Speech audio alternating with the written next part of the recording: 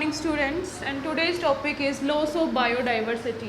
कि बायोडाइवर्सिटी का लॉस किस स्केल पे हो रहा है, कैसे हो रहा है, हम कैसे डिफरेंट स्पीशीज़ को खोते जा रहे हैं, लुप्त होती जा रही हैं स्पीशीज़, और कौन कौन सी स्पीशीज़ हैं जिन that are threat to extinction, means जो ख़त्म होने की, जो लुप्त होने की कगार पे हैं।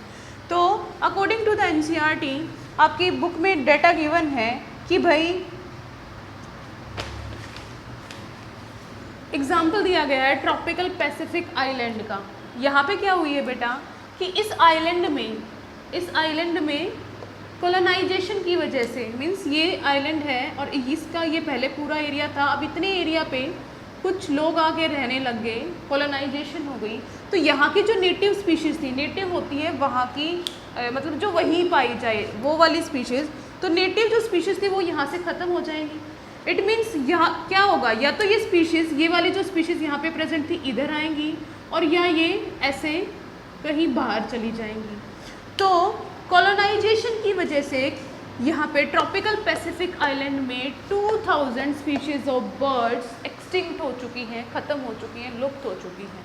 ठीक है। देन IUCN की लिस्ट के अकॉर्डिंग जो स्पीशीज़ एक्सटिंक्ट हो चुकी हैं इन लास्ट 500 ईयर्स में एनिमल्स की 784 स्पीशीज़ एक्सटिंक्ट हो चुकी हैं, जिसमें से 338 वर्टिब्रेट्स एंड 359 इनवर्टिब्रेट्स। देखो इनवर्टिब्रेट्स में इंसेक्ट का नंबर ज़्यादा है तो इनकी एक्सटिंक्शन भी ज़्यादा ही होगी, इस तरीके से आप याद रख सकते हो। देन अभी रिसेंट जो एग्जांपल्स हैं एक्सटिंक्शंस की, उनमें डोडो मॉरिशस से जो रिसेंटली क्वेश्चन पूछा जाता है, ये नीट में पूछे जाते हैं बेटा ये जो क्वेश्चंस हैं। क्वागा आपके अफ्रीका से, थैलासीन ऑस्ट्रेलिया से, स्टेलर सी काउ रशिया से, रशिया में डबल एस आता है ना, स्टेलर सी काउ ऐसे लर्न कर सकते हो आप। तो ये जो नियर बाई 27 स्पीशीज़ हैं जो लास्ट 20 ईयर्स में एक्सटिंक्ट हो चुकी हैं। सो देखो रेट ऑफ एक्सटिंक्शन कितना ज़्यादा हाई है, और जब भी एक भी स्पीशीज़ एक्सटिंक्ट होती है ना बेटा, तो that will ultimately affect the lower trophic level and higher trophic level. जो उसके नीचे वाले ऑर्गेनिजम्स थे वो भी अफेक्ट होते हैं, और जो उससे ऊपर वाली फूड चेन में ऑर्गेनिजम्स थे वो भी अफेक्ट होते हैं। अगर देखा जाए तो कि भाई जब एक्सटिंक्शन हो रहा है तो एम्फीबियंस का एक्सटिंक्शन सबसे ज़्यादा हो रहा है, मीन्स एम्फीबियंस ज़्यादातर एक्सटिंक्ट हो रहे हैं, ख़त्म हो रहे हैं। ठीक है। अगर मैं बात करूं कि भाई 15,500 species are threat to extinction, means जो ऐसी जगह पे खड़े हैं कि जो कभी भी एक्सटिंक्ट हो चुकी हैं, उनके लिए कंडीशंस इतनी मुश्किल हो गई हैं that they are not able to survive on the earth, वो नहीं कर पा रहे हैं सर्वाइव। तो इस थ्रेट में से 15,500 स्पीशीज़ में से 12% बर्ड है threat to extinction, 23% mammals, 32% amphibians and 31% gymnosperms. तो देखो ना 32% एम्फीबियंस, मीन्स एम्फीबियंस सबसे ज़्यादा रिस्क पे हैं एक्सटिंक्शंस के। So this is the data that should asked in आपके इन नीट एग्ज़ाम। CBSE में ये डाटा नहीं पूछा जाता, लेकिन आपको नीट में ये क्वेश्चंस ज़रूर पूछे जाते हैं, तो आपको इस तरीके से इसको याद कर सकते हो। देन या एक क्या बोला गया है कि भाई एक स्टडी से हमें पता चला है कि भाई अर्थ को बनने में 3 बिलियन ईयर्स अगो अर्थ की फॉर्मेशन हुई थी 4.5 मिलियन ईयर्स अगो, लेकिन 3 मिलियन ईयर्स अगो पहले क्या आई थी, लाइफ। तो 3 मिलियन ईयर्स यहाँ तक हमें आने में लगे हैं, लेकिन एक्सटिंक्शन का रेट ना बहुत ज़्यादा है। ऐसा नहीं है कि भाई पहले एक्सटिंक्शन नहीं हुए, जब तक ह्यूमन बींग्स नहीं आए थे एक्सटिंक्शंस नहीं हुए, एक्सटिंक्शंस तो पहले भी हुए थे, लेकिन ह्यूमन बींग की वजह से, जो ह्यूमन बींग्स की एक्टिविटीज़ हैं उनकी वजह से रेट है जो एक्सटिंक्शन का वो क्या हो गया है, ज़्यादा फास्ट हो गया है। अगर अब पहले हमने जब फॉसिल्स की हेल्प से स्टडी की, अगर हम पीछे हिस्ट्री में जाना चाहेंगे तो फॉसिल्स को ही स्टडी किया जाता है ना, ऐसा तो है नहीं कि हम 3 मिलियन ईयर्स अगो पहले चले जाएंगे। तो फॉसिल्स की स्टडी से जब पता किया गया तो कितनी बार पहले एक्सटिंक्शन हो चुका था, 5 टाइम्स, बहुत बड़ा एक्सटिंक्शन हो चुका, इसलिए इसको क्या बोलते हैं, मास एक्सटिंक्शन। तो 5 बार ऐसा पहले हो चुका है। अब जो एक्सटिंक्शन होगा, अब वो 6th एक्सटिंक्शन होगा, और वो इतना ज़्यादा स्ट्रोंगर होगा, मे बी पूरी अर्थ डिस्ट्रॉय हो जाए। ठीक है। यहाँ पे जो एस्टिमेशन है, देखो एनसीईआरटी में एक लाइन लिखी गई है, the difference in the rate का डिफरेंस है कि current species extinction rate estimated to be 100 to 1000 times stronger.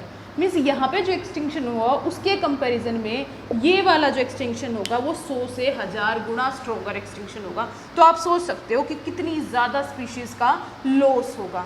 ठीक है, ecologist warn that if the present trend continue, कि जो भी प्रेजेंट ट्रेंड चल रहा है, डिफॉरेस्टेशन चल रहा है, ग्लोबल वार्मिंग की जो प्रॉब्लम हो रही है, अगर ये ट्रेंड ऐसे ही कंटिन्यू चलता रहा ना तो near half of all of the species on the earth might be wiped out with the next 100 year, कि अगले 100 सालों में जितनी स्पीशीज अर्थ पे प्रेजेंट है उसकी आधी खत्म हो जाएंगी, एक्सटिंक्ट हो जाएंगी। So this is the loss of biodiversity. अब जब ये चैप्टर आप ये जब टॉपिक करोगे ना ख़त्म, तो आपको पता चलेगा कि मान लो मैं अमेज़न फॉरेस्ट की बात करूँ तो वहाँ से 1000 हेक्टेयर ट्रीज कट चुके होंगे। This is the effect of deforestation.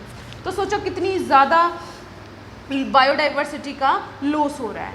अब किसी भी एरिया में लॉस ऑफ बायोडाइवर्सिटी के क्या रीज़न हो सकते हैं बेटा?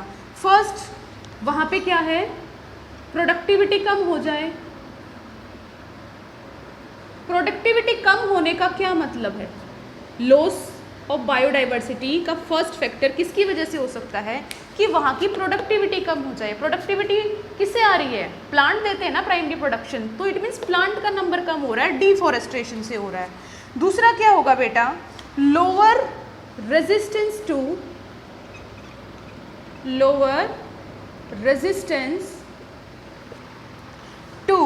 Environmental disturbance. Environmental disturbances. देखो हमने क्या पढ़ा था कि एक स्टेबल कम्युनिटी कब बनती है? जब उसकी प्रोडक्टिविटी ज़्यादा हो, वो रेजिस्टेंस टू एनवायरमेंटल डिस्टर्बेंसेस। लेकिन अब आ गया लोअर रेजिस्टेंस। जब हमारी एनवायरनमेंट की रेजिस्टेंस लोअर हो जाएगी, जितने भी फ्लक्चुएशन होंगे, टेम्परेचर चेंज, उसके साथ हम सर्वाइव नहीं कर पाएंगे, तो ऑब्वियसली क्या है, स्पीशीज़ खत्म होती चली जाएंगी। तो ये स्टेबल, जो हमने स्टेबल करने के लिए जो फीचर्स पढ़े थे ना, ठीक उसका उल्टा कर दो। देन आता है variability in certain ecosystem processes. Variability in certain processes, कि आपके इकोसिस्टम में जो काम चल रहे थे, प्रोसेस चल रहे थे ना, उनमें चेंज आ जाए।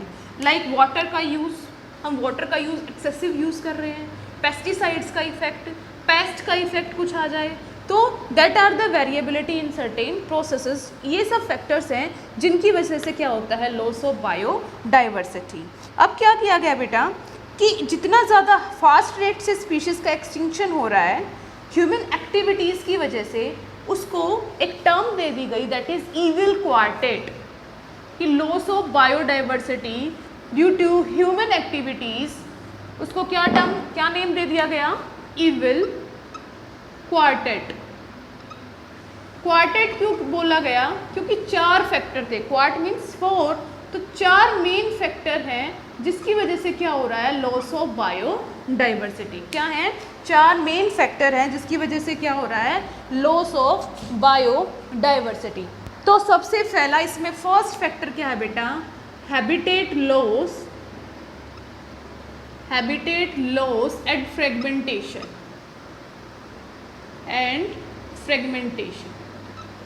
हैबिटेट लॉस का मतलब क्या है? हैबिटेट क्या होती है? जहाँ पे कोई ऑर्गेनिज्म रहता है वो उसकी हैबिटेट है। मान लो ये किसी की हैबिटेट है, ये फॉरेस्ट है, इसमें से मैंने फ्रेगमेंटेशन कर दी। फ्रेगमेंट्स मीन्स तोड़ना। तो क्या होगा, मान लो ये एरिया था, ये अब इस छोटे छोटे एरियाज में डिवाइडेड हो गया।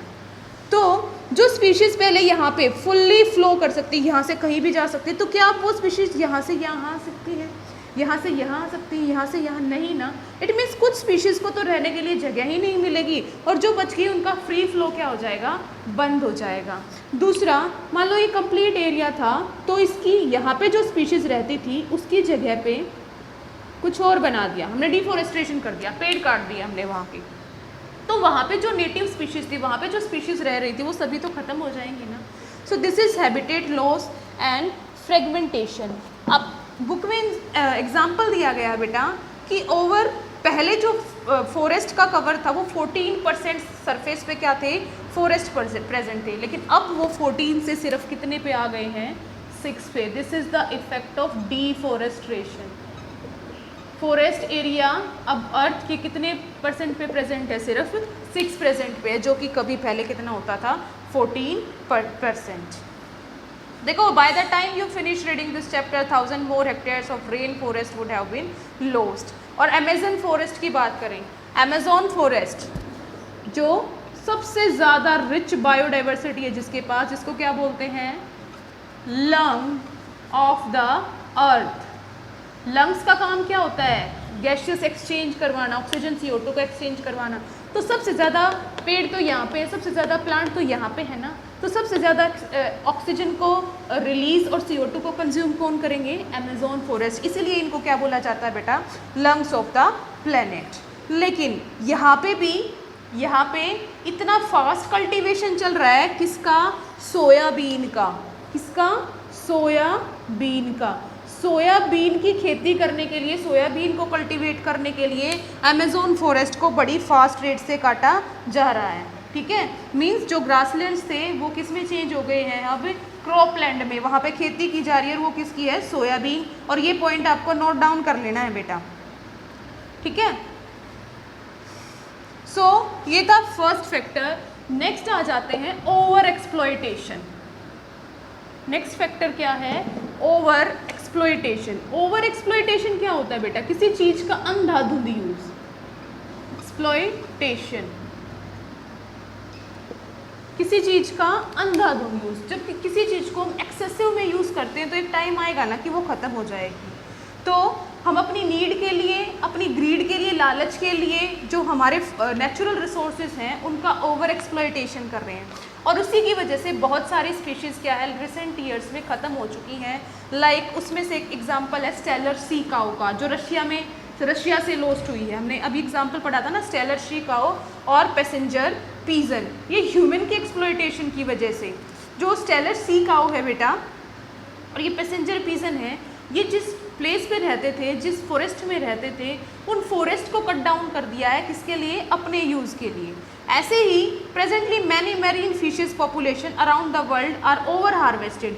बहुत सारी मरीन फिशेस को इतना ज़्यादा हार्वेस्ट किया जा रहा है, किसके पर्पज़ के लिए? खाने के पर्पज़ के लिए, कि एक टाइम आएगा कि हमारा मरीन फिशेस का काउंट क्या हो जाएगा? कम हो जाएगा, कमर्शियल एक्सप्लॉयटेशन की वजह से। कमर्शियल जो एक बहुत बड़े स्केल पे किया जाता है। देन थर्ड मेन पॉइंट बेटा, alien species invasion. Alien species invasions बहुत इंपॉर्टेंट। एलियंस मीन्स जब कोई बाहर से दूसरी स्पीशीज आ जाएगी। मान लो ये कोई फॉरेस्ट प्रेजेंट था, यहाँ पे इसकी नेटिव स्पीशीज प्रेजेंट है। नेटिव मीन्स जो यहीं की है, लोकल स्पीशीज हैं।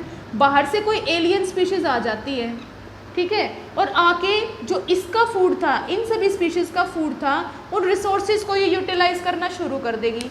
तो ये तो भूखे मर जाएंगे और इसका नंबर क्या है? बहुत ज़्यादा इंक्रीज होता जाएगा। तो that is alien species invasion की वजह से भी क्या होता है? Loss of biodiversity. और इसमें जो एग्जाम्पल है नील पर्च का, ठीक है, नील पर्च एक आपकी फिश है जो कि लेक विक्टोरिया में डाली गई थी। The Nile perch introduced into Lake Victoria in East Africa led eventually to the extinction of ecologically unique assemblage of more than 2000 species of sea-shield fish in the lake। कि भाई यहाँ की जो native fish थी वो कौन सी थी? sea-shield fish। और यहाँ पे कौन सी एलियन स्पीशीज आई? नील पर्च। ठीक है, बिल्कुल एग्जैक्ट एग्जाम्पल, नाम बिल्कुल एक एक याद करना आप लोगों को। तो नील पर्च के इन्वेशन की वजह से ये वाली जो फिशेस थी वो क्या हो गई? खत्म हो गई। ऐसे ही हमारी जो नेटिव स्पीशीज कैरेट ग्रास, बहुत बड़ी प्रॉब्लम है। ये गेहूं के साथ इंडिया में इंपोर्ट हो गया था कैरेट ग्रास, जिसे क्या बोलते हैं? पार्थीनियम। तो ये इसका ब्रीडिंग रेट इतना ज़्यादा है कि बहुत ज़्यादा, एक जहाँ पे इसके सीड्स आ जाए ना, फिर बहुत ज़्यादा फैल जाता है ये, ठीक है, और जो नेटिव स्पीशीज़ है उसकी वजह से वो ख़त्म हो जाती है। इकॉर्निया हम पहले भी पढ़ चुके हैं, टेरर ऑफ बंगाल, इकॉर्निया। इसकी ब्यूटीफुल फ्लावर्स की वजह से इसको इंट्रोड्यूस किया गया था, लेकिन इसका ब्रीडिंग रेट इतना ज़्यादा है और ये ऑक्सीजन सिक्वेंजर होता है। जिस भी पानी में प्रेजेंट होगा वहाँ पे ऑक्सीजन की क्या हो जाएगी? कमी हो जाएगी। So this is alien species invasion. Next बात करते हैं बेटा, लास्ट को एक्सटिंक्शन, को एक्सटिंक्शन, को मीन्स साथ, एक्सटिंक्ट मीन्स लुप्त होना। कोई दो स्पीशीज एक दूसरे पे डिपेंडेंट है, ठीक है, तो एक खत्म हो जाएगी तो उसके साथ दूसरी भी चली जाएगी, दैट इज को एक्सटिंक्शन। ये किस पे है? इसका एग्जाम्पल बहुत अच्छा बेटा कहाँ पे है, प्लांट पॉलिनेटर म्यूचुअलिज्म, हमने पढ़ा था ना इंटरेक्शन में, प्लांट पॉलिनेटर म्यूचुअलिज्म मीन्स कोई पार्टिकुलर प्लांट है, उसके पॉलन ग्रेन्स को एक पार्टिकुलर इंसेक्ट ही पॉलिनेट करवा रहा है। मान लो ये इंसेक्ट खत्म हो गया तो प्लांट की ब्रीडिंग नहीं होएगी, प्लांट की स्पीशीज खत्म हो जाएगी। और मान लो ये प्लांट ही खत्म हो गया तो ये जो इंसेक्ट है ये कहाँ से फीड करेगा, क्योंकि ये इसी प्लांट पे फीड करता है, दैट इज म्यूचुअलिज्म। तो दोनों का क्या हो रहा है, साथ में एक्सटिंक्शन हो रहा है।